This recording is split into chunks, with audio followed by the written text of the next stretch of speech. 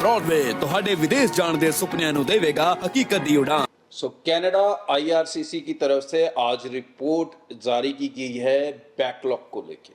IRCC के पास जो backlog है वो पिछले काफ़ी समय से बढ़ रहा है, तो इसी को लेके कनाडा ने अपनी एक रिपोर्ट जारी की है आईआरसीसी ने, जिसने उसने बताया है कि कितना बैकलॉग उनके पास है।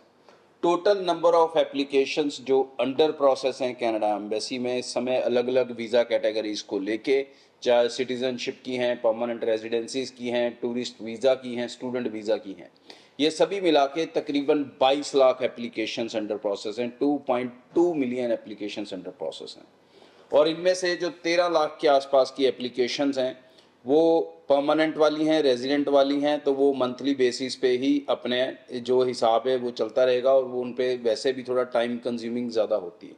बट मेजरली जो एप्लीकेशंस होती हैं टेम्पररी रेजिडेंट, जिसमें स्टूडेंट आ जाते हैं, टूरिस्ट वाले आ जाते हैं, तो इनकी एप्लीकेशन में कितना बैकलॉग चल रहा है अगर हम उसे लेके पर्टिकुलरली बात करेंगे, तो जो फेबररी मंथ था उसके अंदर इन्होंने 5,46,000 ये बैकलॉग था इन एप्लीकेशंस का, स्टूडेंट और टूरिस्ट का, और मार्च के अंदर 5,38,000 था।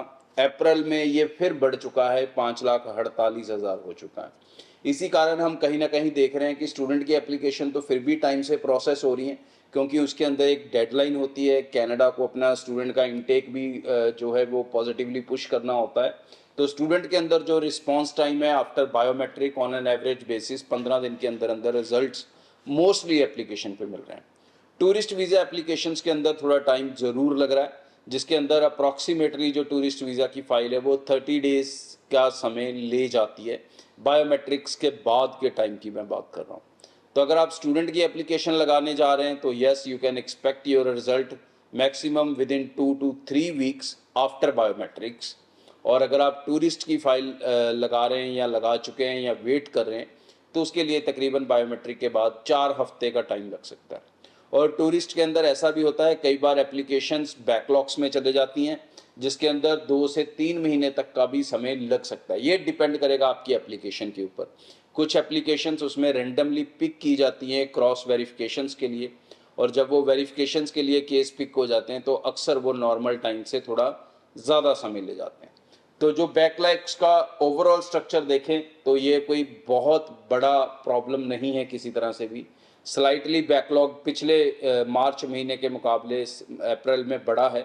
इसकी रिपोर्ट मई में आई है, अब मई की रिपोर्ट आगे जाके जून में आएगी, बट वो इतना इम्पैक्ट नहीं डाल रही कि जो एक एवरेज स्पीड हम अपने दिमाग में लेके चलते हैं, जिसके लिए हम ऑलरेडी प्रिपेयर्ड होके चलते हैं, ये ऑलमोस्ट उतना ही टाइम ले रही है। तो स्टूडेंट्स अपनी एप्लीकेशंस लगा सकते हैं। सितंबर इनटेक की अभी एप्लीकेशंस लगनी शुरू हो चुकी हैं। चाहे आप लोन फैसिलिटी के साथ लगाते हो, जैसे मैं पिछले शो से लगातार बताते आ रहा हूँ कि कनाडा की कंपनी आपकी फ़ीस को फाइनेंस कर सकती है, जहाँ पर आपको सिर्फ कॉलेज की 3 लाख फीस ही देकर जानी होगी और rest of the fees finance process के थ्रू चलेगी। और कनाडा का ये जो प्रोसेस है ये आप जल्दी से अप्लाई कर लें, क्योंकि इसमें सीट्स लिमिटेड हैं। इसमें बहुत ज़्यादा सीट्स हम नहीं उठा पाएंगे। दैट इज़ द रीज़न मैं इसको मई में प्रमोट कर रहा हूँ, क्योंकि जून में मैं इसकी प्रमोशन बंद कर दूंगा, मिड ऑफ जून से, क्योंकि उसके बाद वाली एप्लीकेशंस पे हम लोन से शायद ना प्रोसीड कर पाएँ, क्योंकि इसमें एक लिमिटेड नंबर्स हैं जिनको वो कंपनी अप्रूव कर सकती है। उनका एक बजट है जहाँ तक उनको लोन्स इशू करने हैं। तो जैसे वो अमाउंट्स मीट हो जाएंगी तो डेफिनेटली फिर बाद वाले बच्चे इसमें रह जाएंगे। तो एडवाइस यही है भाई कि जितनी जल्दी अप्लाई कर लोगे उतना ज़्यादा सेफ़ रहोगे, और रिजल्ट स्टडी वीज़ा को लेके आप 15 से 20 दिन में हासिल कर सकते हो। टूरिस्ट वालों को 1 महीने तक का इंतज़ार करना पड़ सकता है। आगे भी इस चैनल को सब्सक्राइब करके रखें फॉर लेटेस्ट इंपॉर्टेंट अपडेट्स। आज के लिए इतना, थैंक यू।